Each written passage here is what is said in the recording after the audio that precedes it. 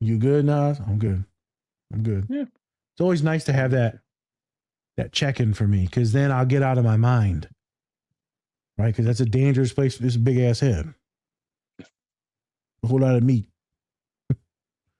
I can Sure get is. yeah.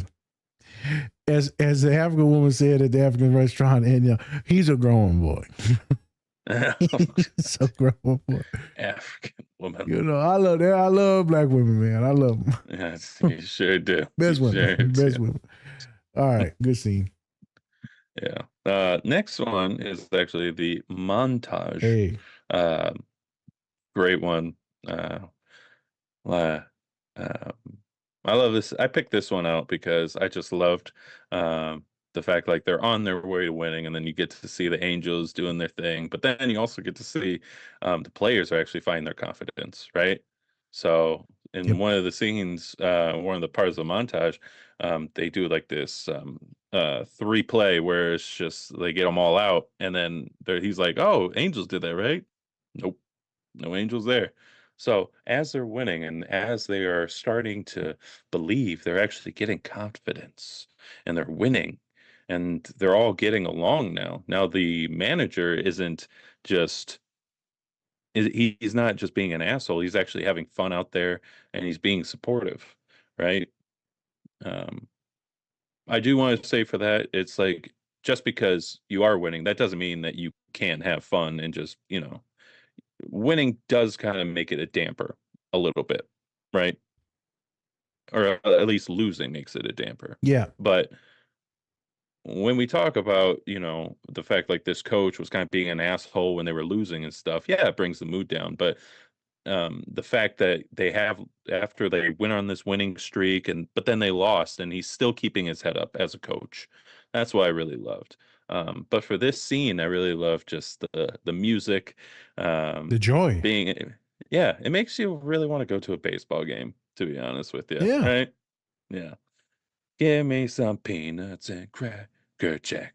I don't want Nothing on bad on that road. For the Red Bull hunting. Dane.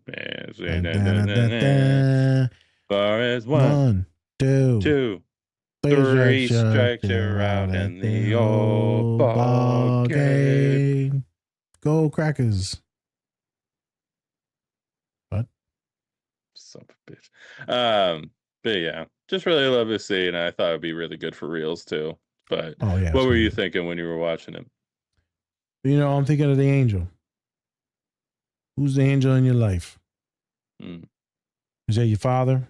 Is that your brother? Is that your cousin? Is that your mother? Is that your grandma? Is that your friends at school, which was always for me, friends at school? Is that your dog, like one of my clients, that brings them calmness and soothingness, helps them regulate? Is that, your professor, your mentor? Is that your babysitter? That your nanny who actually might be your mama? You got some Latino in your boy. I seen it. Her name Guadalupe, your name Jose. This shit ain't adding up. All right.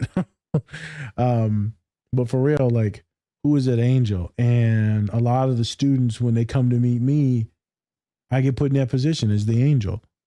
I'm the one behind them. They're the one doing all the work, but I'm this like figure behind them, coaching them, pushing them, endorsing them, validating them, affirming them, guiding them through their life and their transitions. And eventually I take off the training wheels and you watch them little legs pedal and they're wobbling and they're wobbling and then they straighten out, You got it, girl. You got it. You want a good one. Look at you now. You got all the shrimp. And it's a magnificent moment when you see them fly on their own. Some of them come back to you because, shit hits the fan eventually and they got to come back and they need some more coaching, some more therapy, some more unconditional positive regard, aka love. Some of them check in and just, hey, shit's going good, man. I appreciate you. Thank you. You saved my life. So that's what I was thinking of. Me being in that position to support. And you don't have to be a therapist to support people to be their angel on the shoulder. I would say just don't be the asshole in their way. Don't be the one that's causing them to go downwards. Don't be the gatekeeper, which a lot of folks are. A lot of folks gatekeeping shit. You know, they're going to leapfrog me.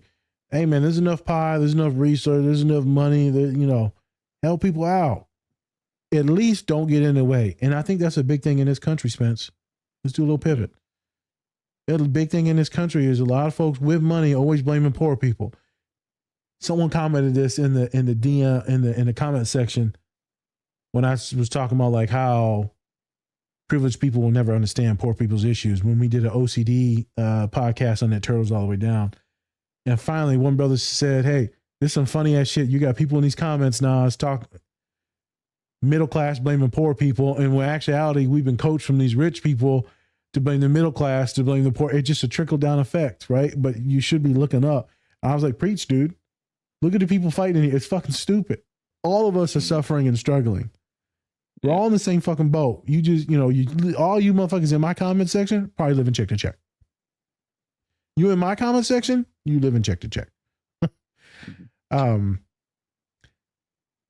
so we look at the country, we look at the world, and there's so many people that want to shut other people out because they're afraid to lose what they got. And we live in I get it. You don't want to lose what you got. But man, that's so selfish because you ain't going to lose what you got. People will just be able to eat better.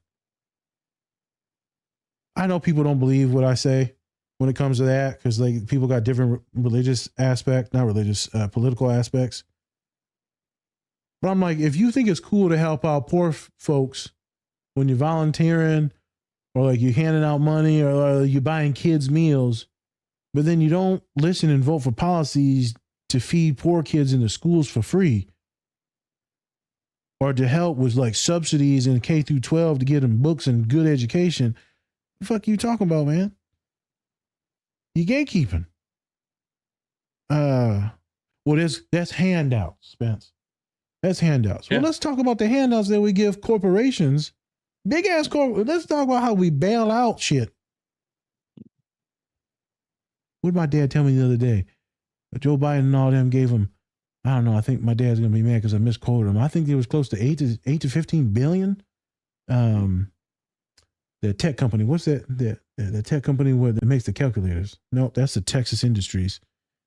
It's one of the companies that's a tech company, and they took a shit ton of money, didn't do nothing with it, and then fired the whole damn staff to get ready to file bankruptcy. Damn. I know it was over 8 billion. Mm-hmm. You know how many fucking people you could have fed for 8 billion? Mm-hmm.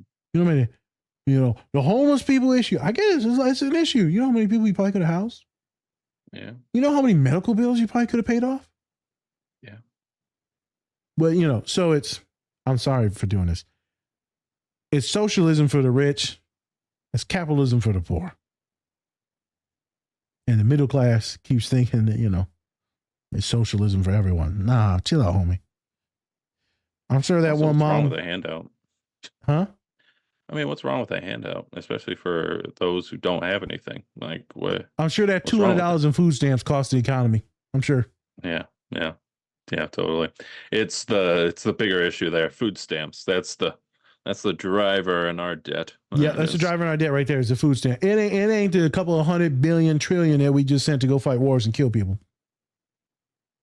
It's true. It's me and Spence. Because Spence, you were on food stamps when you were younger, right? Mm-mm. Oh, you weren't? Oh, okay. Well, I'll raise my hand. I was on stamps for my whole damn childhood. We were close, but sorry about that. No. I mean, my mom, she worked her ass off to make sure that didn't happen and stuff like that. So I was lucky in that regard. There you go. But at the same time, and my mom's also very not hard-headed. She's hard-headed. She's definitely hard-headed. But, she's at that point where she's just like, I don't want anything because that's how she grew up. I don't want anything because that's how I work. I work for myself and I get to where I got to be. Now, don't get me wrong. I will say this. A lot of people helped us out to make sure that we could keep on going. Like there were times like we were stranded in Florida. You told me. Right? And we had people who helped us out, gave us money to get gas money to make it back home. And so that was a big deal. And I'm not saying we don't take anything, but at the same time, my mom worked very hard to make sure that me and my sister didn't have to ask for anything, There you or go. we didn't have to ask anything from other people. But I will say, in regards to like when it comes to just giving handouts to people that need it, it's a very it gets very tiring, especially when we spend so much money on these projects to help our roads and stuff like that, and yet we still got cracks and we still got bridges that are just about to fall down. So, where's that money going? Why aren't we doing anything with that? We're supposed to have a good infrastructure. Our infrastructure sucks ass. Yeah, it's one of the worst in the developed nations. Yeah. And so, when we talk about like, oh yeah, man, it's supposed to be going to schools and all this, the government, da da da da. It's like, well, where's the other money going too? Like, Yeah. where, like you said, these big corporations, where's that money going? Where's it? Hey, thanks for watching this video. Check out the full episode on our channel and anywhere you find podcasts. Also, remember to like and subscribe. Whoop whoop.